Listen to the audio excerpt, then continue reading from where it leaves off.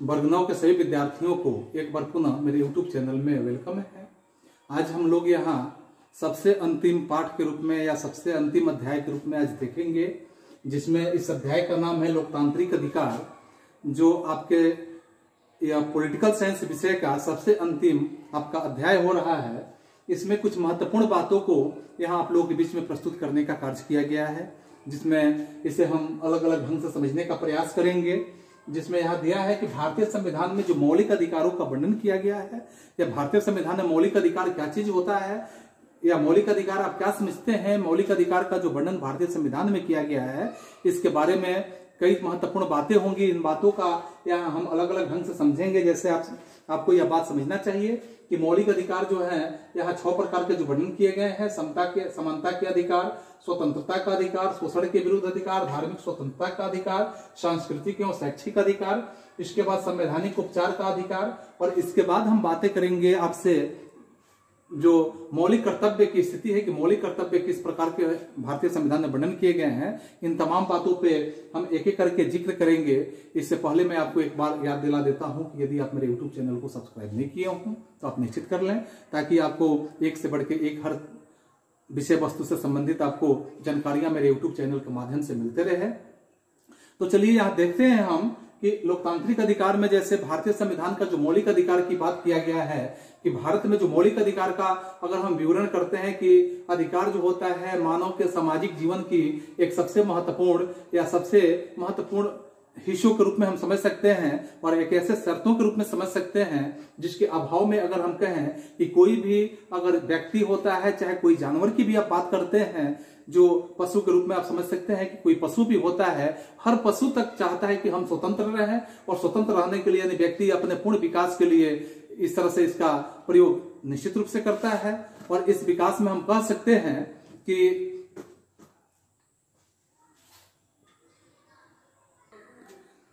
इस तरह से मानव जीवन के जो विकास की बात अगर हम करते हैं कि मानव जीवन के या मानव जीवन का जो विकास की स्थिति होता है, इसके लिए यह बेहद ही नितांत, अगर हम कहें कि नितांत या आवश्यक शर्तों के रूप में समझ सकते हैं। खासकर व्यक्ति के जीवन की बात करें कि व्यक्ति के जीवन के अगर इसके महत्व को देखते हुए बुनियादी आधार पर या बुनियादी शर्तों के रूप में अगर हम समझें तो जरूरी अधिकारों को विशेष यहाँ दर्जा दिया जाता है या दिया जा सकता है। खासकर हम इसी तरह के अगर अधिकारों को हम अपने मौलिक अधिकारों यानी कि फंडामेंटल राइट्स के रूप से हम कह सकते हैं कि ऐसे अधिकार जो हम लोगों को प्रदान किए गए हैं, जिसे हम फंडामेंटल राइट्स के नाम से जान सकते हैं। विश्व के अगर अधिकांश हम लोकतंत्र वाले देशों की बात करते हैं, जो भी देश में लोकतांत्रिक व्यवस्था कायम है, तो वैसे लोकतांत्रिक देशों की अगर स्थिति का हम जायजा लेंगे, उसके अनुकूलन करेंगे, तो ऐसे लोकतांत्रिक जो स्थिति है, इस तरह अगर भारत में भी हम बात करते हैं कि भारत में इन बुनियादी अधिकारों का उल्लेख संविधान में निश्चित रूप से किया गया है, और ये अधिकार जो होते हैं व्यक्ति के लिए एक तरह से मौलिक माने जाने का एक लक्ष्य बनाया गया है कि यह अधिकार जो होगा मानव के लिए मौलिक अधिकार होगा। अतः हम यहाँ इस बात पे फिर जिक्र करेंगे कि इन्हें हम मौलिक अधिकार ही कहेंगे, क्योंकि भारतीय संविधान की प्रस्तावना में ही अगर आप देखेंगे कि सामाजिक, आर्थिक और राजनैतिक जो यहाँ न्याय की चर्चा की गई है कि सामाजिक रूप का न्याय हो, आर्थिक रूप का न्याय हो, राजनैतिक रूप का न्याय हो, तो ऐसे बातों की जो चर्चा की गई है, ऐसे अधिकारों की भांति ही इस तरह के अधिकार जो होते हैं, ऐसे अधिकार की प्राप्ति के लिए जो संविधान की प्रस्तावना में आप सामाजिक रूप से या एक प्रावधान के रूप में पाएंगे कि एक ऐसा प्रावधान आपको संविधान की प्रस्तावना में ही दिया गया है। मौलिक अधिकारों द्वारा अगर हम बातें करते हैं कि मौलिक अधिकार अगर है, तो संविधान द्वारा यहाँ निर्धारित जो लक्ष्य हैं, ऐसे लक्ष्यों को व्यवहारिक रूप प्रदान करने का एक तरह से साधन भी इसे हम समझ सकते हैं। यह भारतीय संविधान की एक महत्वपूर्ण एवं मौलिक विशेषता के रूप में भी इसे हम दर्शा सकते हैं कि भारतीय संविधान की यह एक महत्वपूर्ण और मौलिक विशेषता, इसको हम कहें तो कहीं इसमें अतिशयोक्ति नहीं हो सकता है। संविधान के अंतर्गत अगर हम नागरिकों की या नागरिकों के जो अगर हम बात करते हैं कि 7 तरह के मौलिक अधिकारों की चर्चा की गई थी, जो संविधान का प्रारूप था उस प्रारूप में 7 तरह के मौलिक अधिकारों की चर्चा की गई थी। आप याद रखेंगे इसे कि 7 तरह के मौलिक अधिकारों की चर्चा की गई थी और इसमें एक मौलिक अधिकार को बाद में 44वें संविधान संशोधन के द्वारा हटा दिया गया। वह अधिकार आपका क्या था? शिक्षा। यहाँ जो संपत्ति का अधिकार था, इस संपत्ति के अधिकार को 44वें संशोधन द्वारा हटा दिया गया और इस तरह से आज के परिवेश में आपके संविधान के प्रारूप में 6 तरह के मौलिक अधिकार वर्णन किए गए हैं। तो 6 तरह के मौलिक अधिकार आपके वर्णित है और अब यह प्रश्न आपके सामने खड़ा होता है कि अब 6 अधिकार ही जो होते हैं मौलिक अधिकारों के रूप में यहाँ नागरिकों को उपलब्ध होता है। या 6 तरह के अधिकार की बात यहाँ जो किया गया है कि 6 तरह के जो अधिकार है, right of equality, right of liberty, right against exploitation, right to freedom of religion, culture and educational right, right to constitutional remedies. तो इस तरह के जो 6 तरह के जो आपके मौलिक अधिकार हैं, इसमें हम सबसे पहले समानता के जो अधिकार है, राइट ऑफ इक्वालिटी की बात करेंगे। तो राइट ऑफ इक्वालिटी की अगर हम जिक्र करते हैं तो यहाँ देखेंगे कि राइट ऑफ इक्वालिटी के माध्यम से आप यह निश्चित रूप से समझ सकते हैं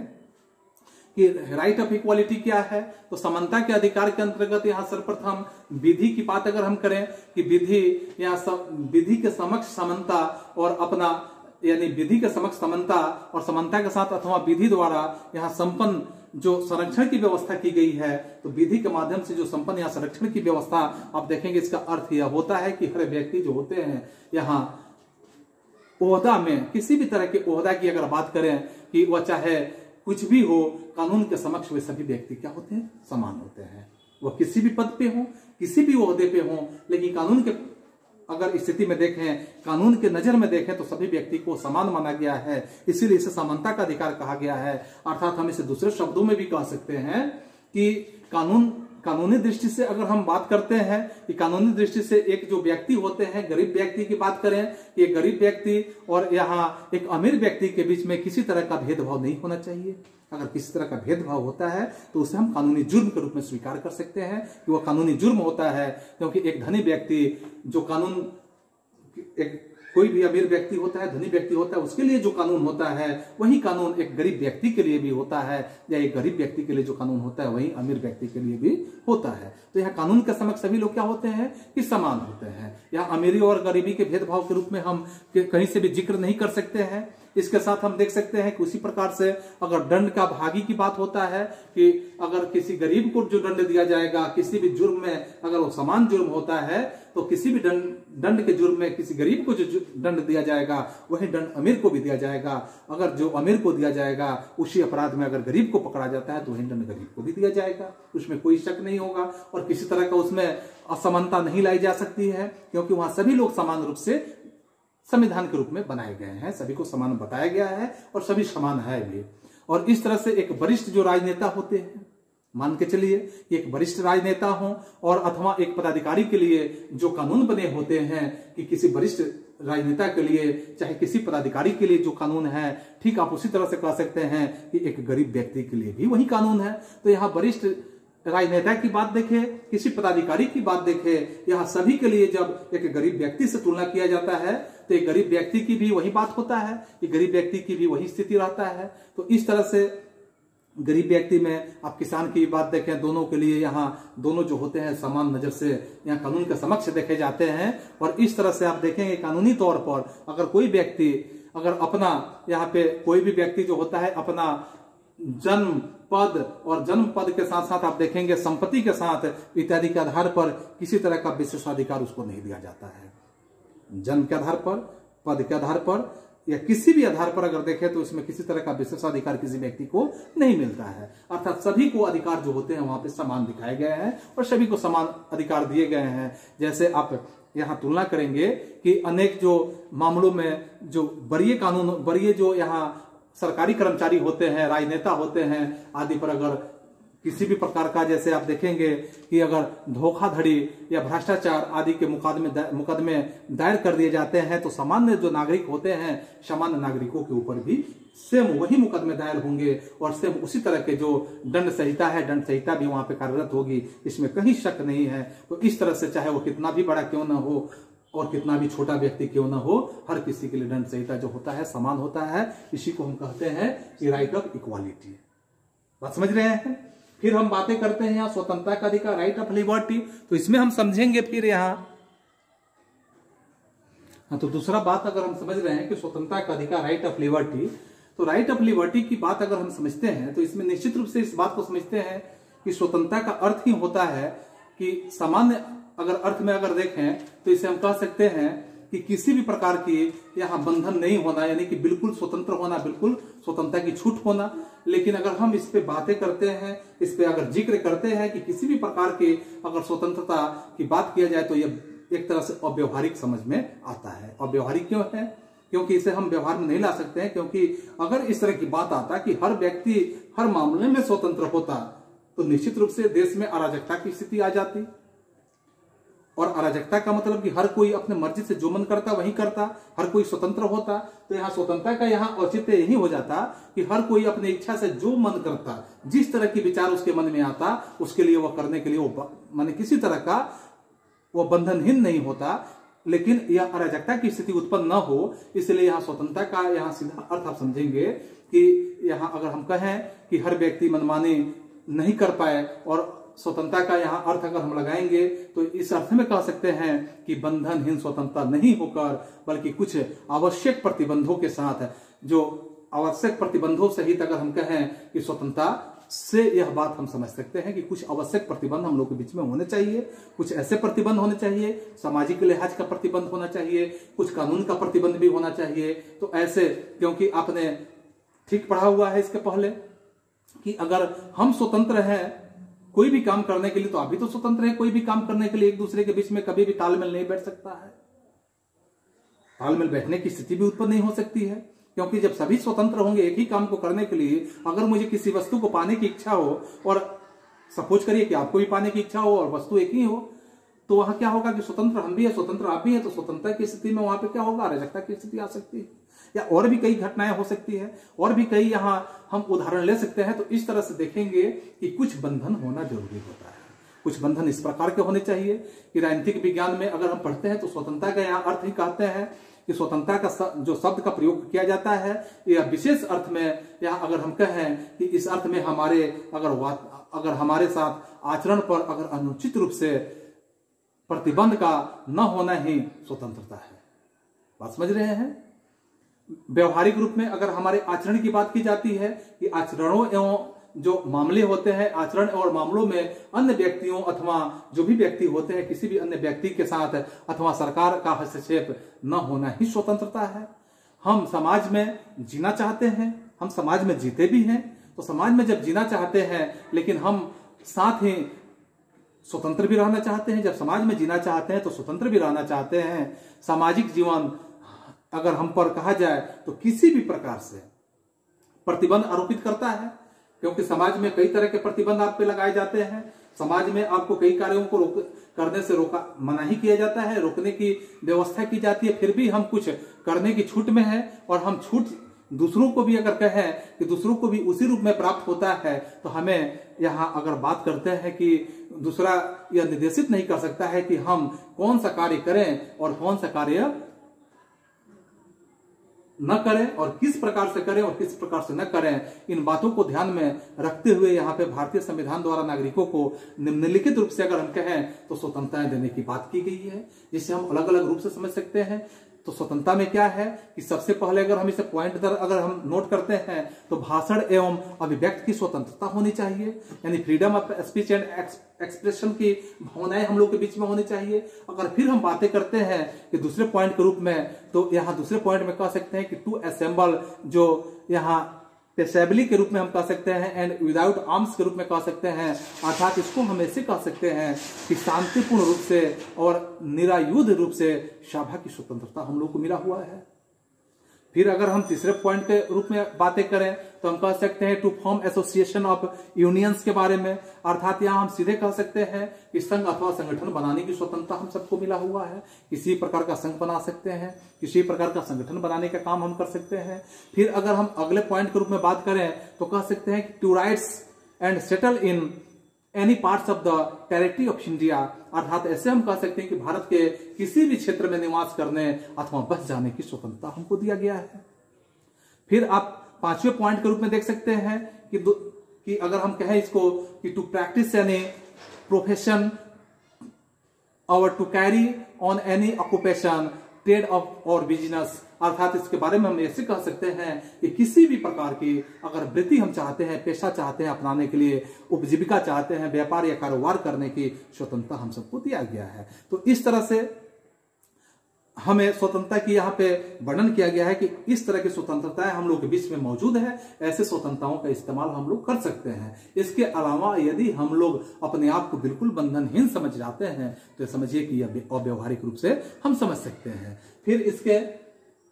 अगले रूप में अगर हम समझे कि जैसे यहाँ अगर बात कहा गया कि भाषण देने की स्वतंत्रता, ये सारे बिंदुओं पे आप अलग अलग ढंग से जिक्र कर सकते हैं, अलग अलग ढंग से इसका विवरण दे सकते हैं। लेकिन इसके बाद हम देखते हैं यहाँ कि शोषण के विरुद्ध जो अधिकार की बात है, तीसरे या अधिकार के रूप में कि शोषण के विरुद्ध क्या अधिकार है, इस पे अगर हम बातें करते हैं। लेकिन इससे पहले हम थोड़ा सा एक बात पे चर्चा आपसे करेंगे कि अगर जैसे मान लीजिए कि शोषण के विरुद्ध जो स्वतंत्रता की बात अभी किया जा रहा है, इससे पहले एक बातों पे अगर हम जिक्र करते हैं कि पर्सनल लिबर्टी की अगर बात करते हैं, व्यक्तिगत स्वतंत्रता की बात करते हैं, तो इस पे भी थोड़ा सा हम लोग विचार कर लें कि व्यक्तिगत स्वतंत्रता किस प्रकार का होता है या व्यक्तिगत स्वतंत्रता से आप क्या समझते हैं, यह भी आपके लिए एक महत्वपूर्ण प्रश्न बन सकता है। तो व्यक्तिगत स्वतंत्रता क्या होता है, तो संविधान के अगर हम देखेंगे, संविधान के अंतर्गत बिल्कुल यह बात स्पष्ट किया जा चुका है कि किसी भी नागरिक को विधि द्वारा जो स्थापित यहाँ प्रक्रिया होता है, इस प्रक्रिया को छोड़कर जीवन में या जीवन अथवा अगर हम कहें कि निजी स्वतंत्रता के जो अधिकार होते हैं, तो निजी स्वतंत्रता के अधिकार से वंचित बिल्कुल किया नहीं जा सकता है, क्योंकि इसका अर्थ यह भी होता है कि सरकार जो होती है, सरकार अथवा पुलिस पदाधिकारी किसी नागरिक को कानूनी आधार पर अगर वो चाहती है तो हिरासत में कभी भी ले सकती है। पुलिस पदाधिकारी को भी किसी नागरिक को हिरासत में लेने के क्रम में अगर बात किया जाता है कि हिरासत में लेने के क्रम में भी कुछ निश्चित अगर नियम होते हैं, उस नियमों का पालन करना जरूरी हो जाता है। ये नियम अगर हम बात करते हैं कि पुलिस पदाधिकारी के लिए कौन कौन से नियम होने चाहिए जो किसी व्यक्ति को हिरासत में लेने की बात आता है, तो अगर हम इसे पॉइंट दर बातें करते हैं तो सबसे पहले हम देखेंगे इसमें कि किसी व्यक्ति को जिसे अगर हिरासत में लिया जा रहा हो, तो हिरासत में लिया जा रहा है तो उसे हिरासत में लिए जाने के कारण से उसे पहले अवगत कराना जरूरी होता है। पहले हम उसे अवगत कराएंगे अथवा इस बात को हम उसे जानकारी देने का प्रयास करेंगे कि किन कारण से उसे हिरासत में लिया जा रहा है या हिरासत में उसे रखा जा रहा है। यह बात की जानकारी उस व्यक्ति को, अमुक व्यक्ति को होना अनिवार्य होता है। अगर हम दूसरी बात यहां जानने का प्रयास करें कि अगर किसी व्यक्ति को जिसे हिरासत में लिया जा रहा है, तो हिरासत में अगर लिया गया अथवा हिरासत में रखने का जो बात किया गया, तो उसे 24 घंटे के अंदर निकटतम जो मजिस्ट्रेट होते हैं उसके सम्मुख में उसे उपस्थित किए जाने का एकदम अपरिहार्य, आप कह सकते हैं कि एकदम अनिवार्य स्थिति में यह है कि 24 घंटे के अंदर उसे जो नजदीकतम जो मजिस्ट्रेट होते हैं वहां निकटतम मजिस्ट्रेट के पास वहां क्या किया जाएगा, पहुंचाना या पुलिस पदाधिकारी का दायित्व बनता है। तीसरी अगर हम पॉइंट की बात करें कि अगर बंदी बनाए गए अथवा हिरासत में रखे गए जो व्यक्ति होते हैं, इस व्यक्ति को अपनी अगर इच्छा जो होता है, इच्छा से वकील से परामर्श करने अथवा अपनी इच्छा से किसी भी वकील के माध्यम से अपने बचाव के लिए पक्ष उपस्थित करने का अधिकार भी व्यक्ति को दिया गया है। अगर हम इस क्रम में बातें करते हैं कि इस क्रम में एक बार पुनः अगर जैसे गुआंतानामो में अगर हम बात करेंगे कि एवं कोसोवो की घटना को आप यहां जिक्र कर सकते हैं कि उपरोक्त पृष्ठभूमि में आप निश्चित रूप से देख सकते हैं कि इन दोनों ही घटनाओं में जो लोग प्रभावित थे अथवा जो प्रभावित हैं उन्हें दो बुनियादी स्वतंत्रता, जीवन रक्षा और व्यक्तिगत स्वतंत्रता से वंचित यहाँ रखा गया था और अथवा नहीं, तो इस तरह की बातों को हम यहाँ अध्ययन कर सकते हैं। तो चलिए यहाँ देखते हैं तीसरे अधिकार के रूप में कि शोषण के विरुद्ध क्या अधिकार होता है। तो शोषण के विरुद्ध यानी कि अगर हम बात करते हैं राइट अगेंस्ट एक्सप्लोशन की बात करेंगे तो इसमें देखेंगे कि समानता और स्वतंत्रता के जो अधिकार होते हैं, इस अधिकार में या ऐसे अधिकार की प्राप्ति एक आवश्यक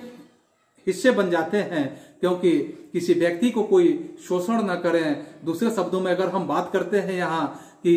कोई अगर नागरिक होता है, नागरिक का शोषण न हो और उसका समुचित यहाँ व्यवस्था होने की जरूरत होनी चाहिए, क्योंकि यदि किसी नागरिक का शोषण होता है तो उसके अन्य अगर हम कहें अधिकारों का कोई मतलब ही नहीं रह जाता है। जिस भी नागरिक का शोषण हो तो समझिए कि उसका जितने अधिकार दिए गए उसका कोई महत्व ही नहीं रहता है, क्योंकि शोषण जो शोषित व्यक्ति होता है उसके लिए अब अधिकार की बात कहाँ आ गया, अधिकार ही नहीं रह पाता है। इसका अगर कहें कि अतः भारतीय संविधान द्वारा या नागरिकों के लिए खास करके शोषण के विरुद्ध यहाँ अधिकार का प्रावधान किया गया है और इसका मूल उद्देश्य यह था कि समाज में के जो कमजोर लोग हैं वैसे कमजोर लोगों का कभी शोषण नहीं हो सके। तो इस तरह से आप देखिए कि यहाँ शोषण के विरुद्ध अधिकार, इसमें हम यह भी देख सकते हैं कि जैसे भारतीय संविधान द्वारा इस मामले में अगर बात की गई है कि इसके 3 अगर हम कहें तो खास यहाँ 3 बुराइयों की चर्चा अलग ढंग से किया जा सकता है और उन्हें अवैध भी घोषित करके यहाँ वर्णित किया गया है। अगर हम प्रथम की बात करें तो प्रथम में देखेंगे संविधान द्वारा जो अगर मानव होते हैं व्यापक व्यापार को यहाँ प्रतिबंधित किया गया है और व्यापार का मतलब यहाँ मनुष्य की खरीद बिक्री से लिया गया है कि अगर किसी मनुष्य का खरीद बिक्री ही किया जाता हो तो समझिए कि इसे प्रतिबंधित किया गया है। महिलाओं को यहाँ फिर अगर देखें कि महिलाओं को अनैतिक रूप से या अनैतिक उद्देश्य से खरीद बिक्री पर विशेष रूप से प्रतिबंध लगाया गया है, यानी किसी व्यक्ति का खरीद बिक्री नहीं होगा। अगर किसी महिला के साथ अगर शारीरिक क्रय विक्रय होता है, उसके शारीरिक शोषण होते हैं तो यह भी क्या होगा, यह शोषण के विरुद्ध अधिकार में चला जाता है। पुनः आप देखेंगे दूसरे हिस्सों में कि संविधान द्वारा अगर बलपूर्वक या आप कहें तो इसे जबरदस्ती कह सकते हैं, जबरन कह सकते हैं, काम लेने अथवा बेगार को प्रतिबंधित किया गया है कि किसी व्यक्ति से आप जबरदस्ती कोई काम नहीं ले सकते हैं। बलपूर्वक अपने ताकत को दिखाकर किसी प्रकार का जबरदस्ती उससे काम नहीं ले सकते हैं, क्योंकि बेगार प्रथा प्राय जमींदारी व्यवस्था के यहाँ अगर कहा जाए कि ऐसे जमींदारी व्यवस्था के धड़ल्ले से उपयोग हो रहा था। पहले आप जमींदारी प्रथा के बारे में बहुत बातों को समझ चुके हैं और इस प्रथा के अंतर्गत जैसे श्रमिकों को बिना पारिश्रमिक दिए हुए, यानी श्रमिक को पारिश्रमिक भी नहीं दिया जाता था और उससे बेगार खटवाए जाते थे, मजदूरी करवाए जाते थे और बदले में उसे डांट फटकार और गाली गलौज के अलावा दूसरा कुछ नहीं मिलता था। ऐसे स्थिति था सामंतों के समय में। तो यहाँ यही स्थिति है कि यह निश्चित रूप से आपके कानूनी अपराध के रूप में जाने जा सकते हैं, अर्थात यह कानूनी अपराध है। और इसके साथ साथ आप यह भी देखेंगे कि अगर तीसरे बात अगर हम करते हैं कि संविधान द्वारा बाल श्रम से भी यहाँ प्रतिबंध लगाया गया है कि अगर जो बच्चा 14 वर्ष से कम आयु वर्ग का है, जिस बच्चे का उम्र यदि 14 वर्ष नहीं है तो उसे किसी प्रकार का श्रम हम नहीं ले सकते हैं, शारीरिक श्रम लिया ही नहीं जा सकता है। अगर जो व्यक्ति, जैसे आप देखते हैं कि आज के समय में कई जगह पे होटलों में देखेंगे, कस्बों में देखेंगे और छोटे छोटे कंपनियों में देखेंगे या ईंट भट्ठों पर देखेंगे, ऐसे ऐसे जगहों पे बाल श्रम का प्रयोग ज्यादा किया जाता है जो बिल्कुल ही कानूनी अपराध है। अगर जो व्यक्ति काम कराते हुए पकड़े जाते हैं तो उसे कानूनी रूप से सजा देने का प्रावधान किया गया है। और जैसे आप देखते हैं कि वैसे बच्चों को पढ़ने की स्वतंत्रता दी गई है। पढ़ने की स्वतंत्रता जो उसका एक मूल अधिकार के रूप में आता है, इसका जिक्र अभी हम करेंगे, लेकिन बाल श्रम का काम कराना एक कानूनी अपराध है। ऐसे बच्चों से श्रम नहीं कराना चाहिए और ऐसे बच्चों का श्रम करते हुए या कराते हुए यह सभी लोग, यानी कि जो घर वाले भी अगर श्रम करा के उससे पैसे की उगाही करना चाहते हैं, यह भी अपराध है, और जो उससे काम कराते हैं वह भी एक तरह के अपराध का ही काम करते हैं। तो इस तरह से हमने देखा यहाँ शोषण के विरुद्ध अधिकार। फिर हम देखेंगे धार्मिक स्वतंत्रता का अधिकार, अर्थात right to freedom of religion. अगर हम राइट टू फ्रीडम और रिलीजन की बात करते हैं तो यहाँ धर्म के प्रति अगर अधिकार की बात करेंगे तो इसमें कई बातों को देखते हैं कि हमारे संविधान में जो भारतीय संविधान है, इस संविधान के द्वारा या इस संविधान के अंतर्गत जो बातें हैं कि स्वतंत्रता संबंधी अधिकारों का या स्वतंत्रता संबंधी जो अधिकार है उसमें धार्मिक स्वतंत्रता का अधिकार भी शामिल किया गया है। धार्मिक स्वतंत्रता का क्या अर्थ है आप यहाँ समझ सकते हैं कि हर व्यक्ति चाहे वो किसी भी धर्म का क्यों ना हो,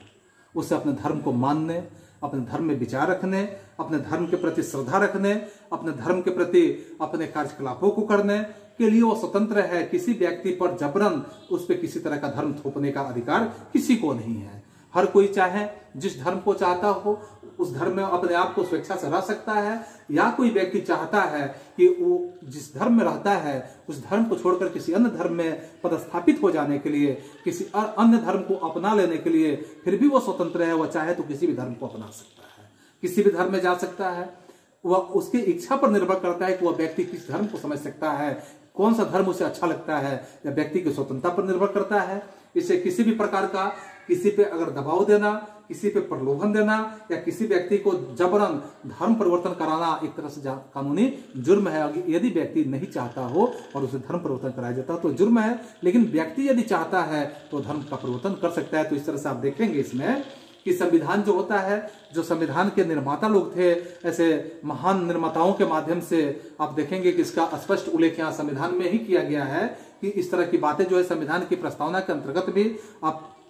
इन बातों को समझ सकते हैं कि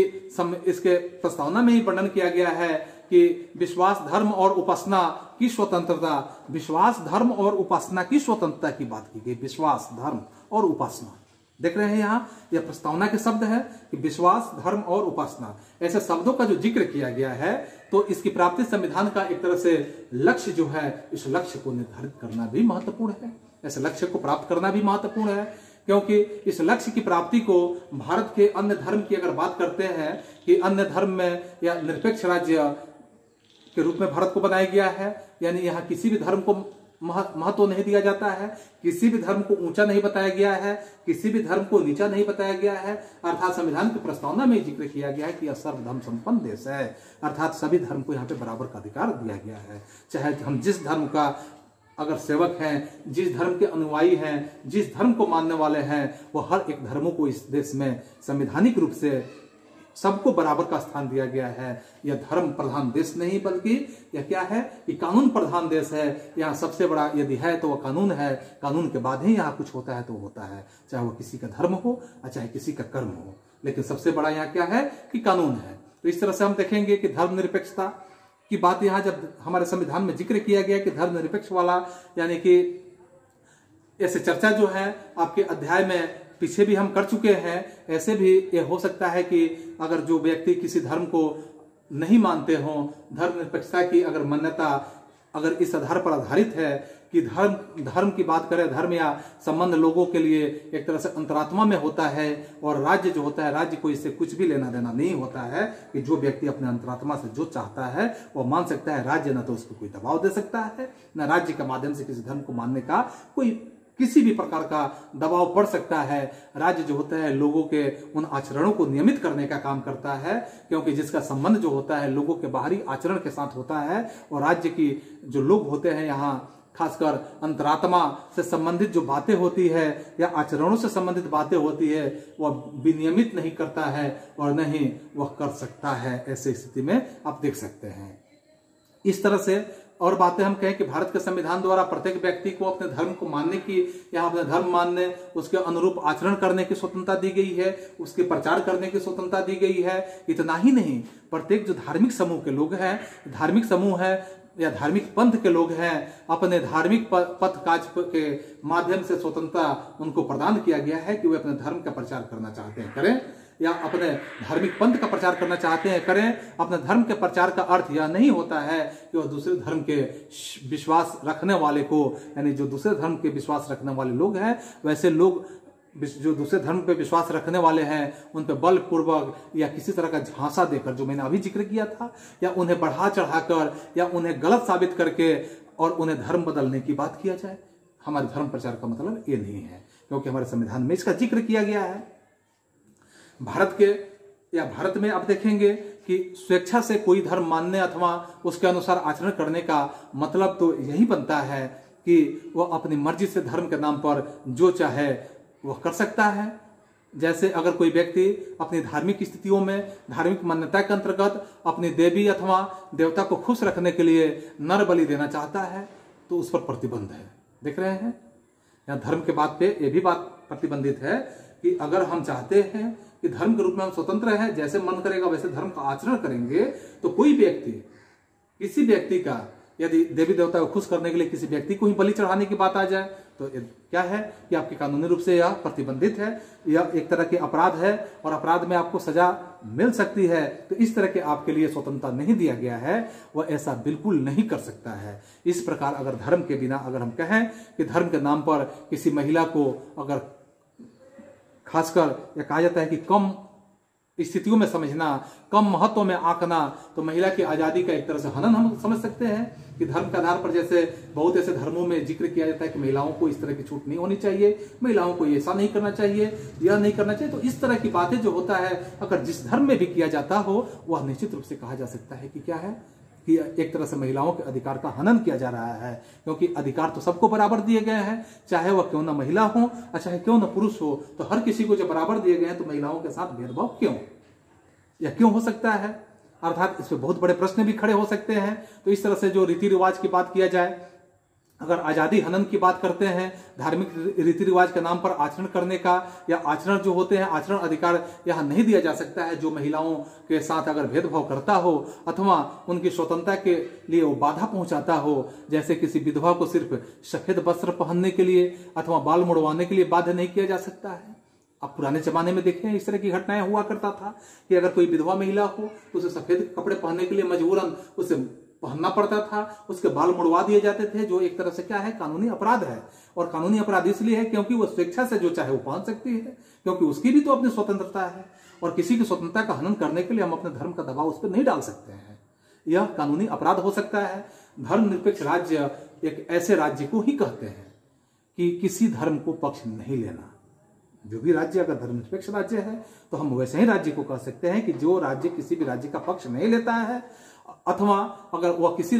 धर्म को प्रश्रय भी नहीं देता है। इसी प्रकार किसी अगर व्यक्ति की बात करते हैं, किसी व्यक्ति को सिर्फ इसलिए दंडित नहीं कर सकता है क्योंकि वह किसी खास धर्म को मानता है, इस नाम पर किसी को दंडित नहीं किया जा सकता है। इसी प्रकार धार्मिक आधार पर अगर हम कहते हैं कि राज्य विभिन्न धर्म के मामले या जो भी धर्म होते हैं उस धर्म के मामले वाले लोगों के बीच भेदभाव नहीं कर सकता है, और खासकर किसी अगर धर्म की बात करते हैं अथवा धार्मिक जो संस्था होता है उसको प्रश्रय देने वालों की बात करते हैं, तो ऐसे लोगों को कर देने के लिए यह मजबूर कर सकता है। क्योंकि सरकारी अगर शैक्षिक जो संस्था होते हैं वैसे संस्थाओं में किसी खास धर्म की पढ़ाई हो ही नहीं सकती है। इसलिए किसी भी प्रकार की अगर हम बातें करते हैं या किसी प्रकार के बातों को समझने का प्रयास करते हैं तो इस तरह से अगर हम देखते हैं कि अगर शैक्षिक संस्थान की बात आता है कि किसी भी शैक्षिक संस्थान में या किसी व्यक्ति को किसी खास धर्म में पढ़ाई करने के लिए या प्रार्थना में शामिल होने के लिए बिल्कुल बाध्य नहीं किया जा सकता है, क्योंकि इस प्रकार भारत के नागरिकों को एक तरह से धार्मिक स्वतंत्रता का बात किया गया कि धार्मिक स्वतंत्रता का अधिकार यहाँ प्रदान करके धर्मनिरपेक्षता की बात होता है कि ऐसी मान्यता को व्यवहारिक स्वरूप प्रदान करने का काम किया गया है।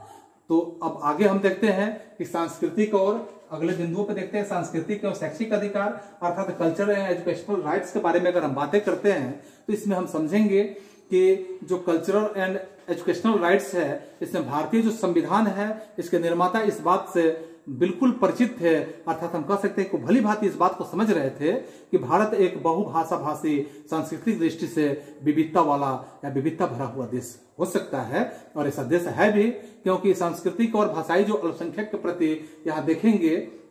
कि संविधान निर्माता अत्यधिक रूप से यहाँ एक तरह से संवेदनशील की स्थिति में कार्य किए थे। वे इस बात को बिल्कुल जानते थे और इस बात से वो परिचित थे, समझ रहे थे कि जनतंत्र का जो स्थिति है इस जनतंत्र में बहुमत का निश्चित शासन होता है, और जहां बहुमत का व्यवस्था होगा वहां बहुमत का शासन होगा, क्योंकि व्यवहारिक तौर पर वह बहुमत की अपेक्षा अगर हम कहें कि यहाँ बहुसंख्य को ज्यादा अगर शक्ति के रूप में देखें तो यहाँ शक्ति भी प्रदान करने का काम करता है। ऐसे स्थिति में अल्पसंख्यक जो होते हैं शक्तिहीन रह जाते हैं और उनकी उपेक्षा की संभावना हमेशा कायम भी रहती है, यह स्थिति हो सकता है, इस बात को समझ रहे थे लोग। और इसीलिए उनकी जो एक यहाँ संस्कृति की बात होता है या फिर यहाँ भाषा इत्यादि के संरक्षण के लिए बात होता है, ऐसे व्यवस्था की यहाँ करना अति आवश्यक उन लोगों ने समझा था जो संविधान निर्माता लोग थे। संविधान निर्माता खासकर जनतांत्रिक उद्देश्यों के लिए जनतांत्रिक व्यवस्था की एक वास्तविकता से अनभिज्ञ नहीं थे। वे यहाँ पे भारतीय संविधान निर्माता अल्पसंख्यक के रूप में जो शैक्षिक क्षेत्र है या शैक्षिक के साथ साथ सांस्कृतिक अधिकारों को सुरक्षित रखना चाहते थे, क्योंकि यहाँ इनके अभाव में उनकी जो संस्कृति है ऐसे संस्कृति एवं भाषा के अस्तित्व को एक तरह से उस पर प्रश्नवाचक चिन्ह लगने की संभावनाएं बन सकती थी, तो ऐसे प्रश्नवाचक चिन्ह नहीं लग पाए। यही कारण है कि संविधान के लिए या संविधान के अंतर्गत जो सांस्कृतिक एवं शैक्षिक अल्पसंख्यक हैं उनको कुछ विशेष अधिकार प्रदान करने का काम किया गया है। अब इस अधिकारों को देख सकते हैं अलग अलग ढंग से कि यहाँ जो सांस्कृतिक और शैक्षिक अधिकार है उसको कैसे अलग अलग ढंग से दिए गए हैं अधिकार। तो एक नंबर पॉइंट में अगर हम देखेंगे तो इसमें समझेंगे कि भारतीय जो नागरिक हैं, नागरिकों के किसी भी समूह को जिसकी अपनी निजी भाषा है, अपनी निजी संस्कृति है, उन्हें कायम रखने का अधिकार प्रदान किया गया है। फिर यहाँ दूसरे पॉइंट में अगर देखते हैं कि किसी भी सरकारी जो संस्थान है या कोई भी इंस्टीट्यूशन है, उस इंस्टीट्यूशन या सरकार के माध्यम से जो अनुदान प्राप्त करने वाली सरकारी जो संस्थान में किसी भी नागरिक का नामांकन भाषा अथवा धर्म के नाम पर यह प्रतिबंधित नहीं होगा। फिर आप तीसरे इसके कंडीशन को देख सकते हैं कि सभी जो अल्पसंख्यक को अपनी इच्छा अनुसार शैक्षिक संस्थान को स्थापना करने अथवा उसे संचालित करने का अधिकार प्राप्त होगा। इन तमाम बातों को देखने से अल्पसंख्यक का सिर्फ अर्थ यहाँ राष्ट्रीय स्तर पर अल्पसंख्यक ही नहीं होता है, किसी खास राज्य अथवा किसी खास अगर क्षेत्र की बात करते हैं वह भाषा भाषी बहुमत में भी हो सकते हैं। संभवतः अगर हम बात करते हैं कि राष्ट्रीय स्तर पर जो अल्पसंख्यक हो, जिसे एक उदाहरण के द्वारा हम देख सकते हैं, जैसे पंजाब राज्य में पंजाबी भाषा बोलने वाले लोग बहुमत में हैं, लेकिन उनकी अगर सीमावर्ती राज्य हरियाणा की बात करते हैं तो हरियाणा में जो राजस्थान में वे अल्पसंख्यक में है, वे इस प्रकार बहुसंख्यक का अथवा अल्पसंख्यक का निर्धारण क्षेत्रीय स्तर पर राज्य के स्तर पर भी किया जा सकता है। इसके बाद हम यहाँ अगले बिंदुओं पर विचार करेंगे कि संवैधानिक उपचार का अधिकार, जिसमें राइट ऑफ कॉन्स्टिट्यूशन यहाँ रेमेंडीज के बारे में अगर हम देखते हैं कि यहाँ संवैधानिक उपचार का क्या अधिकार है, तो इसमें हम देखेंगे कि नागरिकों को प्रदत्त अधिकार जो है निरर्थक हो जाएंगे, क्योंकि यदि उनकी सुरक्षा की समुचित व्यवस्था नहीं की जाती है। क्योंकि दूसरे शब्दों में यदि हम कहें कि इन्हें लागू करने वाली अगर कोई संस्था होती है अथवा संगठन होता है या कोई निकाय होता है, तो संस्था हो, संगठन हो या कोई भी निकाय हो, भारतीय संविधान के अंतर्गत नागरिकों को प्रदत्त इस तरह के जो अधिकार हैं, जिन्हें मौलिक अधिकार के रूप में हम कहते हैं, यह बहुत ही महत्वपूर्ण है, क्योंकि उन्हें लागू किया जा सकता है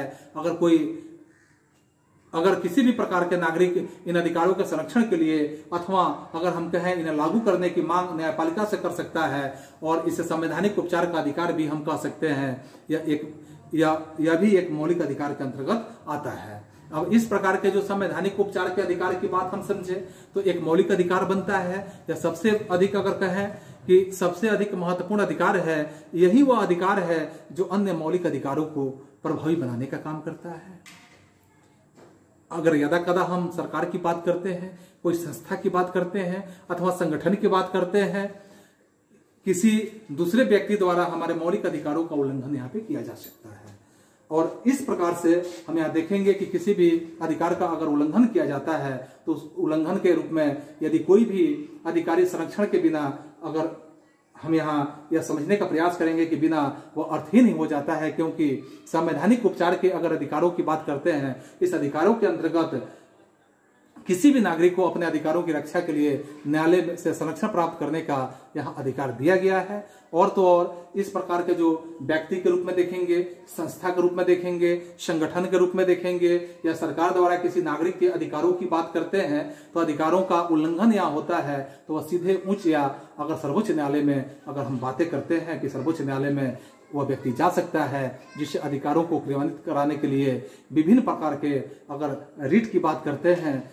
ऐसे जारी करने का यानी प्रलेख की बात हम समझेंगे कि प्रलेख को जारी करने का अधिकार है। ऐसे प्रलेखों को हम अलग अलग ढंग से भी समझ सकते हैं, जिसमें हम सबसे पहले अगर प्रलेख के रूप में देखें तो सबसे पहला अगर प्रलेख है तो बंदी प्रत्यक्षीकरण का प्रलेख हम कह सकते हैं। इसके माध्यम से अगर हम समझेंगे कि बंदी प्रत्यक्षीकरण प्रलेख क्या होता है, तो इसमें हम यही समझेंगे कि इसके माध्यम से यदि न्यायालय जो होता है, यहाँ न्यायालय किसी भी गिरफ्तार किए हुए व्यक्ति को अपने सम्मुख उपस्थित करने का आदेश दे सकता है। यदि न्यायालय उसकी गिरफ्तारी को अनुचित मानता हो तो रिहाई का आदेश भी वह निश्चित रूप से दे सकता है। फिर आप देखेंगे परमादेश का जारी होना, तो परमादेश तब जारी हो सकता है कि जब इस प्रकार का प्रलेख न्यायालय द्वारा किया जाता है, या किसी व्यक्ति को संस्था या अपने कर्तव्यों का पालन करने या संस्था और यहाँ जो कर्तव्य होते हैं कर्तव्य का पालन करने का आदेश दे सकता है। क्योंकि इस प्रकार के आदेश में अगर हम बातें करेंगे कि ऐसे आदेश उस समय दिया जाता है जब कोई व्यक्ति या संस्था अपने कर्तव्यों का पालन भली भांति नहीं कर रहा हो और उसके परिणाम स्वरूप किसी व्यक्ति के अधिकार का यहाँ हनन होता हो। फिर इसके बाद अगले हम प्रलेख की बात करेंगे, प्रतिषेध का यहाँ प्रलेख है। तो प्रतिषेध में क्या होता है कि इस प्रलेख द्वारा उच्च अथवा अगर हम सर्वोच्च न्यायालय की बात करें कि किसी सदन या किसी निम्न न्यायालय किसी भी निम्न न्यायालय को ऐसे कार्य के संपादन से रोकता है जो नियमानुकूल यदि नहीं होता है तो ऐसे कार्यों को करने से वो रोकता है, या ऐसे क्षेत्राधिकार से वह बाहर होता है तो वैसे कार्यों को करने से रोका जाता है। फिर अगर हम प्रलेख में उत्प्रेषण की बात करते हैं, उत्प्रेषण क्या होता है, तो इसमें देखेंगे कि इसके द्वारा यदि उच्च न्यायालय जो होता है किसी भी निम्न न्यायालय के समस्त जो यहाँ कामकाज होते हैं, ऐसे कामकाज पाकर, यानी कामकाज के पास अगर हम जो भी निम्न न्यायालय कामकाज करते हैं वैसे कामकाज पास मंगाकर विधि की व्याख्या का निर्णय के लिए उसे वापस भेज देने का काम करते हैं, या वो स्वयं निर्णय लेने का भी कार्य करते हैं। फिर हम अधिकार परीक्षा की बात समझेंगे कि अधिकार परीक्षा क्या होता है। तो इस प्रलेख में आप देखेंगे कि इसके द्वारा न्यायालय किसी व्यक्ति को कार्य करने से बिल्कुल रोक सकता है जिसकी नियुक्ति या चयन अगर नियमानुसार नहीं किया गया हो। फिर हम अगले अर्थात इसके अंतिम अगर हम रिट की बात करेंगे जिसे जनहित याचिका कहते हैं, यानी पब्लिक इंटरेस्ट लेजिस्लेशन के नाम से इसको जानते हैं। जनहित याचिका में क्या होता है कि संबंधी जो मान्यता होता है का विकास अगर न्यायपालिका के कार्य उत्पत्ति से उत्पन्न हुआ हो तो पहले ऐसी व्यवस्था किया जाता था कि जिस व्यक्ति को यह अधिकार प्राप्त किया गया था वही न्यायालय में न्याय करने की मांग निश्चित रूप से कर सकता था। और इसके साथ साथ अब सार्वजनिक जो हित है, ऐसे सार्वजनिक हित अथवा सामाजिक हित संबंधी मामलों में कोई भी व्यक्ति या सामाजिक संगठन न्यायालय में इन अधिकारों को जो अधिकार है ऐसे अधिकारों का संरक्षण का मांग कर सकता है। तो यहाँ हमारा अगला जो बिंदु है, यहाँ देखेंगे कि मौलिक कर्तव्य के बारे में। तो इसके बाद के पहलू पे देखेंगे मौलिक कर्तव्य क्या होता है। अभी तक हम लोगों ने देखा कि संविधान में जो मौलिक अधिकार का वर्णन किया गया, इस मौलिक अधिकार के बारे में हम लोगों ने समझा, और मौलिक कर्तव्य के बारे में देखेंगे मौलिक कर्तव्य क्या होता है। तो यहाँ देखेंगे मौलिक कर्तव्यों में कि जैसे भारतीय संविधान के अनुच्छेद 42 में वर्णन किया गया है कि 42वें संशोधन के द्वारा यहाँ विश्व के कुछ ऐसे देश हैं, जैसे आप देखेंगे कि जापान का नाम सुनेंगे, रूस का नाम सुनेंगे, फिर आप चीन का नाम सुनेंगे, इटली का नाम सुनेंगे, इत्यादि ऐसे देशों से यहाँ ऐसे ही देशों के अनुरूप में यहाँ कुछ कर्तव्यों का समावेश भारत के संविधान में किया गया है। और ऐसे कर्तव्यों के बारे में हम अलग अलग बिंदुवार इसको समझने का प्रयास करेंगे। जैसे सबसे पहले अगर पॉइंट के रूप में समझें तो हम कहेंगे कि संविधान का पालन और इसके अगर आदर्शों की बात होता है या इसके संस्थाओं की बात होता है, राष्ट्रीय ध्वज का बात होता है या राष्ट्रगान का बात होता है, इसका सम्मान करना यह मौलिक कर्तव्य हम लोगों के लिए है।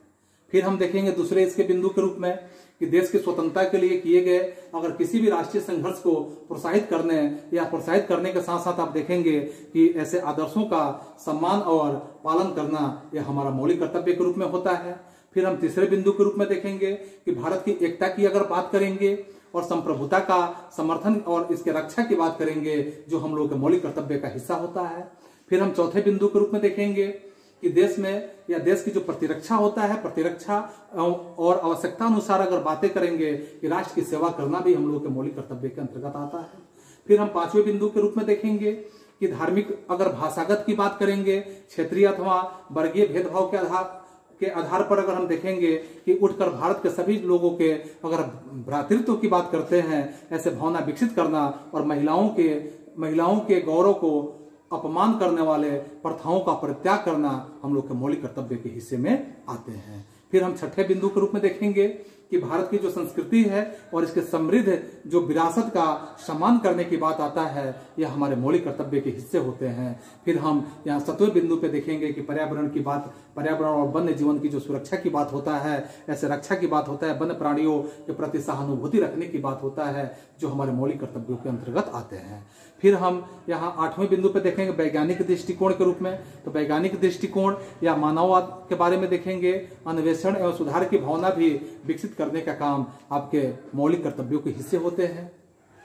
9वें बिंदु के रूप में आप पाएंगे कि सार्वजनिक संपत्ति की रक्षा करना और हिंसा का परित्याग करना भी आपके मौलिक कर्तव्य के हिस्से होते हैं। और 10वें और अंतिम कर्तव्य आपके यहाँ माता पिता द्वारा बच्चों के लिए शिक्षा संबंधी अवसरों की व्यवस्था किया जाना भी मौलिक कर्तव्यों के अंतर्गत व्यवस्थित किए गए हैं। तो इस तरह से आज हम लोगों ने यह 6ठे अध्याय के रूप में आज राजनीति शास्त्र के 9 नंबर के पाठ को समाप्त ही कर दिया गया, क्योंकि यह विषय वस्तु ही समाप्त हो गया। फिर अगले विषय के लिए हम लोग अगले क्लास में बैठेंगे, देखेंगे। और तब तक के लिए आप सभी बच्चों को एक बार पुनः धन्यवाद।